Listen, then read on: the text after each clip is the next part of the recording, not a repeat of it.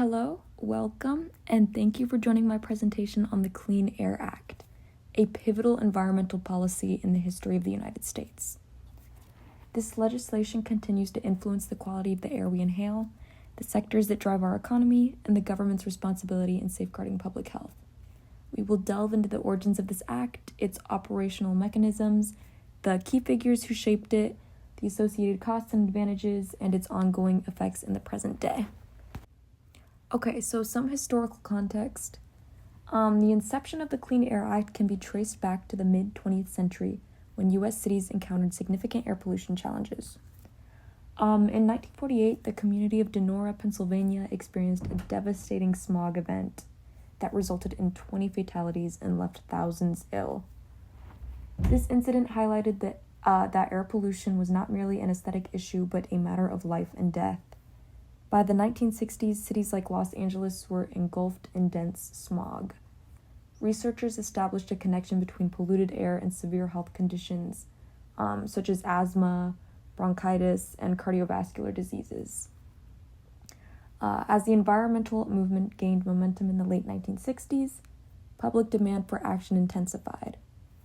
In response to this growing concern, Congress enacted comprehensive amendments to the Clean Air Act in 1970. Empowering the federal government to effectively regulate air pollution for the first time. Okay, so some details about this act. It establishes national standards for air quality, concentrating on what are referred to as criteria pollutants, including substances such as ozone, lead, carbon monoxide, and sulfur dioxide. The Environmental Protection Agency determines permissible levels of these pollutants based on health studies. States must formulate plans to comply with these standards. However, if they do not succeed, the EPA has the authority to intervene. Over the years, Congress has made several amendments to the legislation, notably in 1990, when changes were made to address acid rain throughout the implementation of a cap-and-trade system aimed at reducing sulfur dioxide emissions. Okay, some alternative policies. During discussions of the Clean Air Act, legislators explored alternative approaches to address air pollution. Some proposed allowing states to establish their own regulations instead of implementing federal standards. Others recommended providing tax incentives or breaks to industries for pollution reduction rather than imposing regulatory requirements. The idea of a carbon tax, which would levy charges on companies for each ton of emissions, was also considered. However, Congress ultimately concluded that the health risks associated with air pollution were much too significant for voluntary measures, leading to the enactment of a law that established mandatory pollution limits and granted the EPA the power to enforce compliance. So, policy goals. The primary objective of the Clean Air Act is to safeguard public health against the detrimental impacts of air pollution. By establishing restrictions on hazardous substances in the atmosphere, the legislation strives to avert illnesses such as lung cancer, heart disease, and asthma episodes. Additionally, it aims to preserve the environment by mitigating issues like acid rain, which harms forests and aquatic ecosystems. In the 2000s, the objectives of the law broadened to encompass the challenge of climate change through the regulation of greenhouse gas emissions. Fundamentally, the Clean Air Act is focused on ensuring cleaner air for all while considering the economic requirements. Okay, how is this act enforced? As I mentioned earlier, the Clean Air Act is administered by the Environmental Protection Agency, which establishes pollution thresholds and oversees air quality nationwide. States are required to develop state implementation plans detailing their strategies to comply with these federal regulations. Should they fail to do so, the EPA has the authority to withhold federal funding or implement its own plan. Businesses and industries must secure permits that delineate the permissible levels of emissions, and they are obligated to monitor and report their pollution output. Those who violate these regulations may face penalties, legal action, and potential shutdowns. Additionally, in certain instances, citizen groups are empowered to initiate lawsuits against polluters under the Act, thereby enhancing its enforcement capabilities. Okay, political obstacles.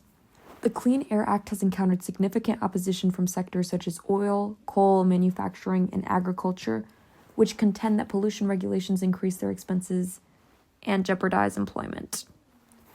Over the years, certain legislators, particularly those from industrial regions, have resisted more stringent regulations, arguing that they adversely affect local economies. For instance, attempts to control carbon emissions under the Clean Air Act have led to substantial legal disputes, with critics asserting that the legislation was not intended to encompass greenhouse gases. Nevertheless, the public's desire for improved air quality has largely sustained the law's effectiveness. Okay, so some non-governmental forces. In addition to governmental influence, various non-governmental entities have played a significant role in shaping the Clean Air Act. Public sentiment has consistently favored more stringent air policy regulations or air pollution regulations, particularly when individuals recognize the health advantages within their own communities.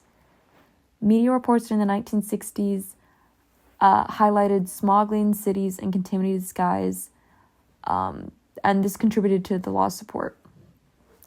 Environmental organizations such as the Sierra Club, Natural Resources Defense Council, and Environmental Defense Fund have advocated for enhanced protections and have even taken legal action against the government when they perceived a lack of enforcement of the law. Conversely, business organizations like the U.S. Chamber of Commerce and the American Petroleum Institute have opposed tighter regulations, contending that they impose excessive costs. So, what are some costs of the policy?